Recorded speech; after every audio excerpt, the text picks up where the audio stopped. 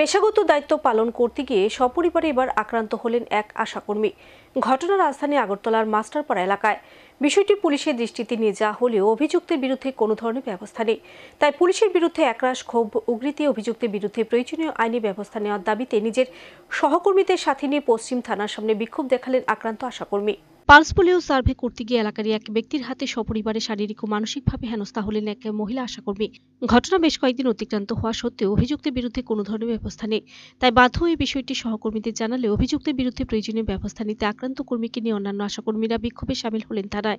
সোমবার এমনটা দেখা গেল আগরতলা পশ্চিম থানায়। জানা গেছে, আগরতলা মাস্টারপাড়া এলাকার বাসিন্দা পেশায় একজন আশাকর্মী পালস পোলিও সার্ভে করতে গিয়ে এলাকারই বাসিন্দা রাজীব সাহার হাতে শারীরিক ও মানসিকভাবে হেনস্থা হন। আশাকর্মীকে বাঁচাতে গিয়ে অভিযুক্তের হাতে হেনস্থা হয়েছিল স্বামী সহ কলেজ পড়ুয়া মেয়ে। ঘটনার পরে বিষয়টি পুলিশকে জানানো হলে পুলিশ ঘটনাস্থলে ছুটে যায়, কিন্তু অভিযুক্তের বিরুদ্ধে কোনো ধরনের আইনি ব্যবস্থা নেই। ফলে বাধ্য হয়ে আক্রান্ত মহিলা আশাকর্মী বিষয়টি তার অন্যান্য সহকর্মীদের দৃষ্টিতে নিয়ে যান। পেশাগত দায়িত্ব পালন করতে গিয়ে সপরিবারে সহকর্মী আক্রান্ত হওয়ার ঘটনায় ক্ষুব্ধ অন্যান্য আশাকর্মীরা। তাই সোমবার পুলিশের বিরুদ্ধে একরাশ ক্ষোভ উগরে দিয়ে অভিযুক্ত রাজীব সাহার বিরুদ্ধে প্রয়োজনীয় ব্যবস্থা গ্রহণের দাবিতে পশ্চিম থানার সামনে বিক্ষোভে সামিল হলেন আশাকর্মীরা। পরে আশাকর্মীরা থানার দায়িত্বপ্রাপ্ত আধিকারিকের সাথে মিলিত হয়ে অভিযুক্তের বিরুদ্ধে ফের অভিযোগ দায়ের করেন। এখন দেখার বিষয় পুলিশ অভিযুক্ত রাজীব সাহার বিরুদ্ধে কি ধরনের পদক্ষেপ গ্রহণ করে।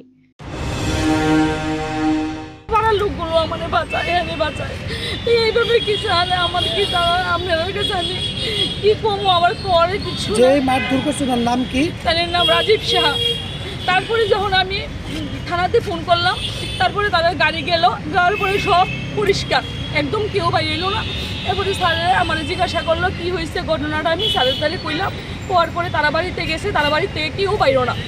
তারপরে গিয়ে সেটা তারার একটা ভাই আমাদের পার্টিতে নতুন আইসে, রাহুল সাহা করে না, হ্যাঁ আইসে কি কইছে আর হেরা সব লুকাই গেছে না, বুঝলেন তো। এরপরে হেরা আয়া কী কইছে কইতাম পারি না। এখন পর্যন্ত তো আমি কিছু বুঝতে পারতেছি না। তার জন্য আমি সব দাদারারে জানাইলাম, আমাদের আশার দিদিমণিরাও জানাইলাম, আমাদেরও পার্টির বাইরেরারে জানাইলাম, পাড়ার বাইরেরারে জানাইলাম। ওখানে সবাই আমার পক্ষ হয়ে আইসে। আপনারা একটা তার প্রতি একটা ইউনিট, যেমন তার একটা কঠিন শাস্তিও আমার পাড়ার মধ্যে কিছুদিন পর সে এই ঘটনাটি করতেছে। আজকে এই ফ্যামিলিটার লোক ঝগড়া করে পুলিশ কেস, কালকে ওই ফ্যামিলিটার লোক ঝগড়া করে পুলিশ কেস। আমিও তার কেসের সাক্ষী আমি দিয়ে গেছি। পাশের বাড়ির এক মহিলারে ঝাড়ু দিয়ে বাইরে রাস্তার মধ্যে মারছে, এই সাক্ষী আমি দিছি। তারা কুটে এসে ভাই কেন সে এমন করবো, সে পাড়া প্রতিবেশীরা এইভাবে খারাপ করবো। আপনার নামটা কি? আমার নাম লক্ষ্মী দেবনাথ পাল, আমার স্বামীর নাম অসিত পাল, আমার মেয়ে পুজিতা পাল। আমরা তিনজনে কালকে খুব মারধর করা হয়েছে, বুঝছেন তো। কারণটা কি? কারণটা হলো আমি আশাতে জয়েন দিলাম, আপনারা তো আমার ড্রেসটা দেখতেই আছেন। এই কাজের ইয়েতেই আমি তার বাড়িতে সার্ভে করতে গেলাম।